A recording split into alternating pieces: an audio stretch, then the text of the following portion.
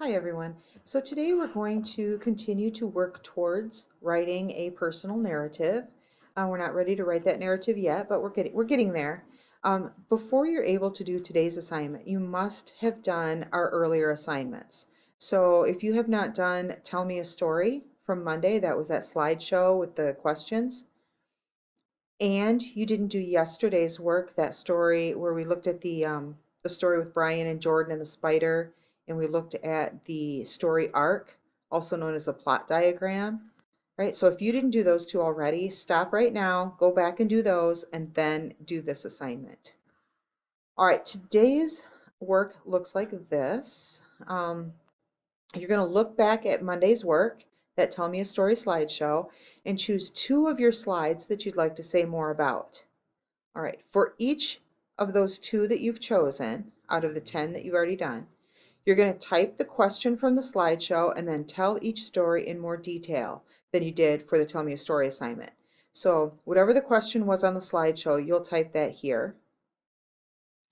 And then down here, you're going to tell the story, but give more detail than you did. On the slideshow, you probably wrote a sentence or two, right? It was supposed to be very short. Here, I want you to fill that out, make it kind of a paragraph. Eventually, when we get down to a later part in the same assignment, you're going to apply a story arc to it. So as you're telling it, I want you to be thinking about that. Do I have exposition? Is there a conflict? Is there some rising action? Um, is there a climax, a falling action, and resolution?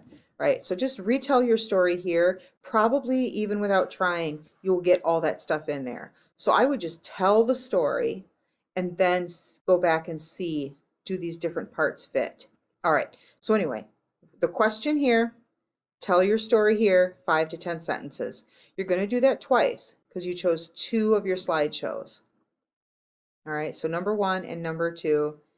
Now you're going to scroll down for the second part of your assignment today, and you're going to choose one of the stories above. So one of these, number one or number two,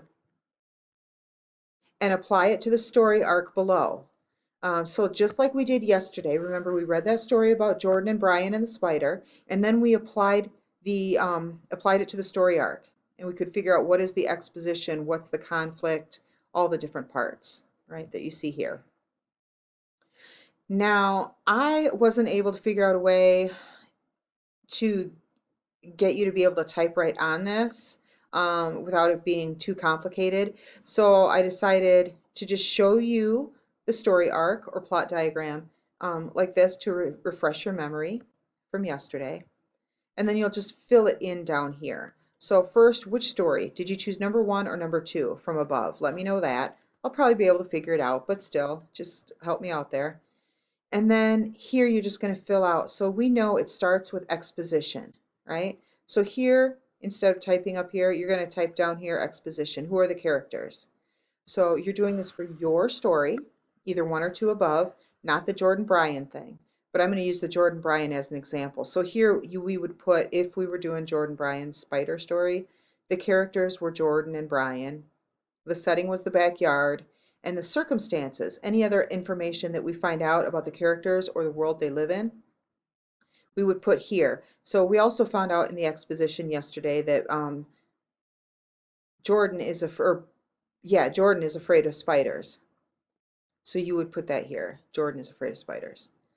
All right. The next thing is the conflict. What was the conflict in your story? You'll type that here. Next, of course, comes that rising action, and this is going to be most of your story, comes in the rising action. Everything that leads up to the big moment.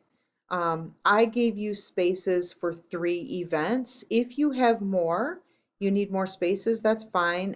This is, editable. Obviously, you're typing in it. So to get another row, you can just click in it and then like a 2-finger click, insert row below, and you get another row.